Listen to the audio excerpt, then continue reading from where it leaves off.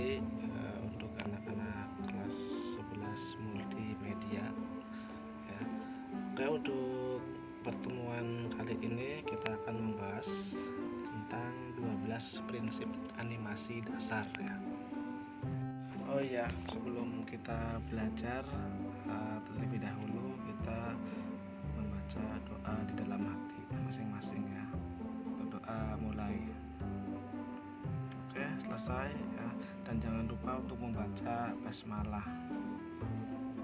Untuk 12 prinsip animasi tersebut, ini yang harus dipenuhi untuk membuat sebuah animasi yang hidup dan terlihat alami dan tidak hanya asal jadi atau hanya bergerak saja.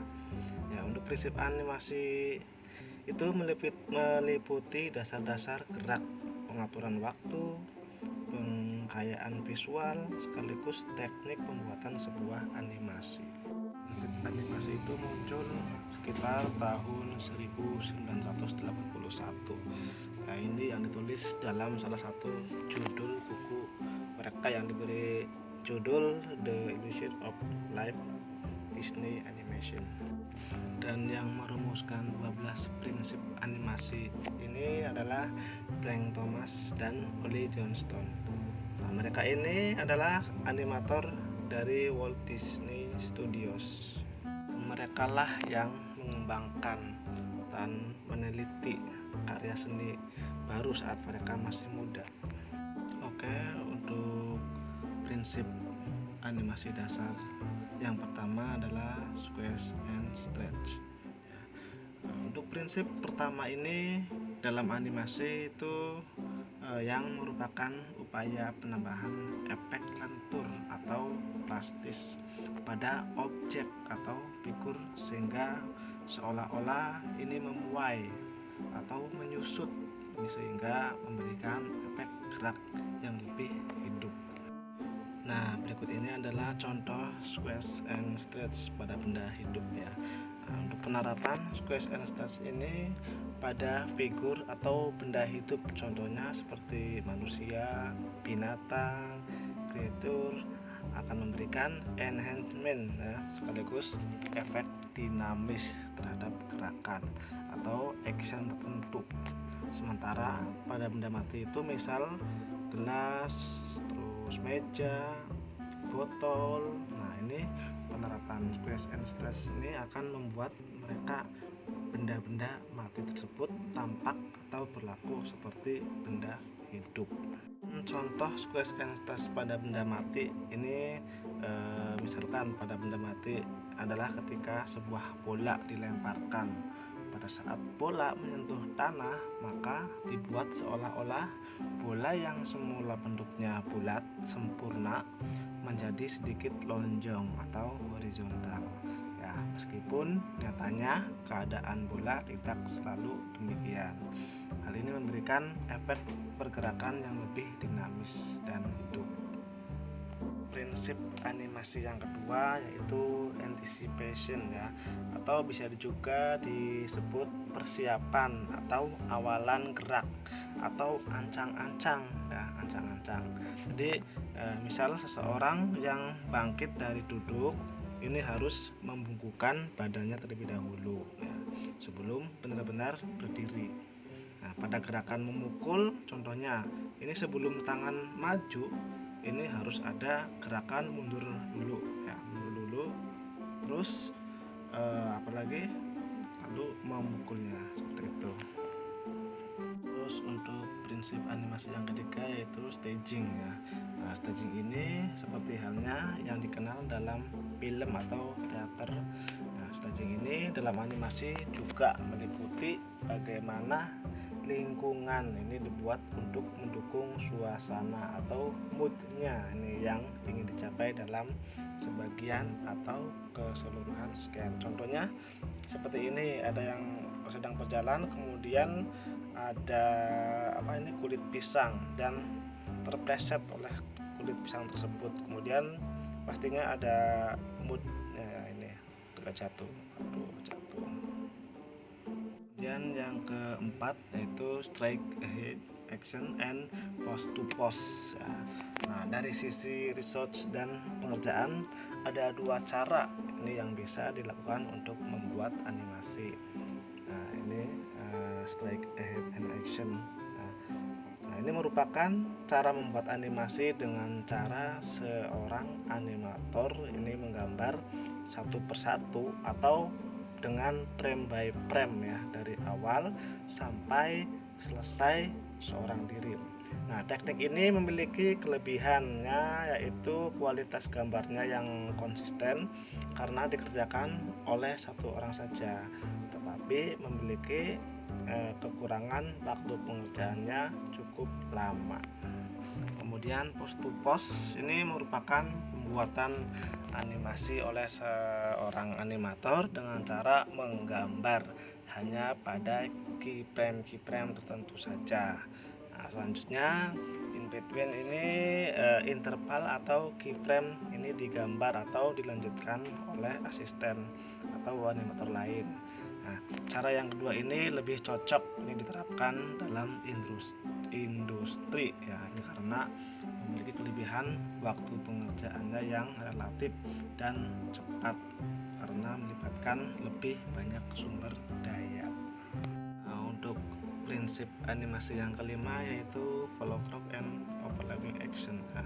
Nah, untuk prinsip follow through ini tentang bagian tubuh tertentu ini yang tetap bergerak meskipun seseorang telah berhenti bergerak. Ini misalnya rambut yang tetap bergerak sesaat setelah terhenti berlari ya. Kemudian yang keenam yaitu slow in and slow out ya. Ini seperti spacing yang berbicara tentang akselerasi dan deselerasi.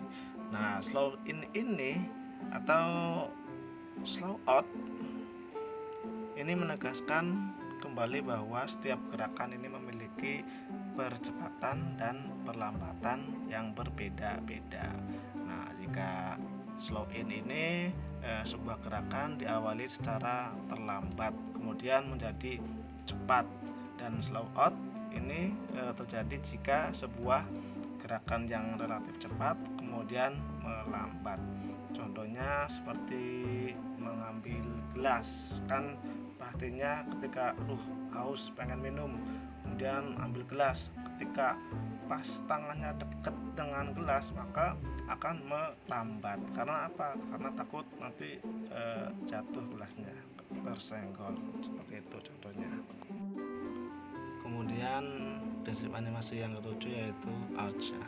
Nah, pada dunia animasi ini sistem pergerakan tubuh pada manusia atau binatang atau makhluk hidup lainnya ini bergerak mengikuti pola atau jalur maya, ini yang disebut arch. Hal ini juga memungkinkan mereka itu bergerak secara smooth dan lebih realistis karena pergerakan mereka itu mengikuti suatu pola yang berbentuk lengkung, ini termasuk lingkaran elips atau parabola. Nah, pola gerak semacam inilah yang tidak dimiliki oleh sistem pergerakan mekanik atau robotik, ini yang cenderung patah-patah. Kemudian yang ke-8 yaitu secondary action ya. Nah, secondary action ini merupakan gerakan-gerakan tambahan yang dimaksudkan untuk memperkuat gerakan utama ini supaya sebuah animasi. Nah, contohnya ini ada karakter yang sedang berjalan ini mengayun-ayunkan tangannya padahal gerakan utamanya itu langkah kakinya ya. Kemudian contoh ketika ada sebuah karakter ini yang mengetuk-ngetuk pintu, nah gerakan utamanya yaitu tangan kanan sedang mengetuk-ngetuk, kemudian secondary actionnya itu tangan sebelah kiri. Yang ke-9 yaitu timing and spacing ya. Nah, untuk timing and spacing ini seperti Grim Netflix, ini seorang animator Disney pernah berkata, animasi adalah tentang timing and spacing ya. Timing adalah tentang menentukan waktu kapan sebuah gerakan harus dilakukan. Nah, sementara spacing ini adalah tentang menentukan percepatan dan perlambatan dari bermacam-macam jenis gerak. timing ya. Untuk timing ini pengaturan waktu ini menentukan pada detik keberapa sebuah bola yang meluncur kemudian menghantam kaca jendela. Nah, spacing ini menentukan kepadatan gambar yang pada animasi akan berpengaruh pada kecepatan geraknya. Ketika bola itu sebelum menghantam kaca, tepat menghantam kaca sesudahnya, atau misalnya ketika bola itu mulai jatuh ke lantai.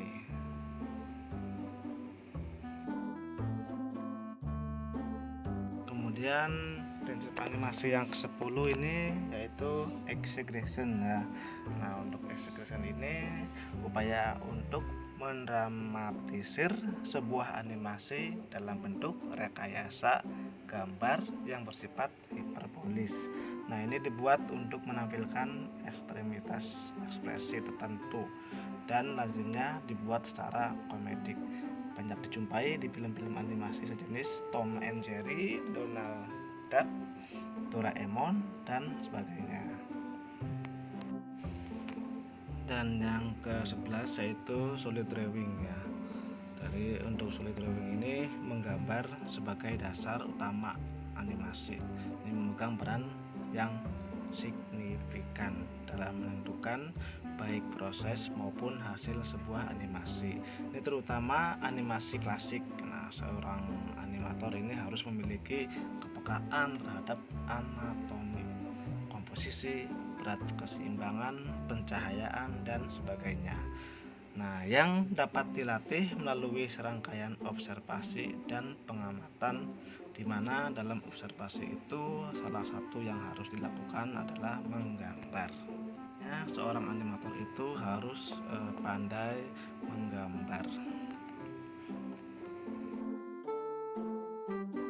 Kemudian prinsip animasi yang ke-12 yaitu appeal. Nah, appeal ini merupakan prinsip dalam animasi yang berkaitan dengan keseluruhan look atau gaya visual dalam animasi. Nah, sebagaimana gambar yang telah menelurkan banyak gaya animasi dan beranimasi juga memiliki gaya yang sangat beragam. Nah, appeal ini sangat mudah ditemukan. Misalnya tentu dapat mengidentifikasi gaya animasi buatan Jepang dengan hanya melihatnya sekilas. Nah, kalian juga bisa melihat kekhasan animasi buatan Disney atau DreamWorks. Hal ini juga karena mereka memiliki appeal atau gaya tertentu, ya, gaya tersendiri. Nah, appeal ini juga dapat diartikan sebagai penokohan berkorelasi dengan karisma seorang tokoh atau karakter dalam animasi. Jadi meskipun tokoh utama dari sebuah animasi ini adalah monster, dedemit, siluman, atau karakter yang jelek lainnya, tetapi tetap bisa di-appealing. Mungkin cukup sampai di sini dulu ya untuk materinya. Sebelum kita akhiri, sebaiknya kita ucapkan hamdalah. Alhamdulillah. Ya, sampai ketemu lagi ya untuk pertemuan berikutnya. Wassalamualaikum warahmatullahi wabarakatuh.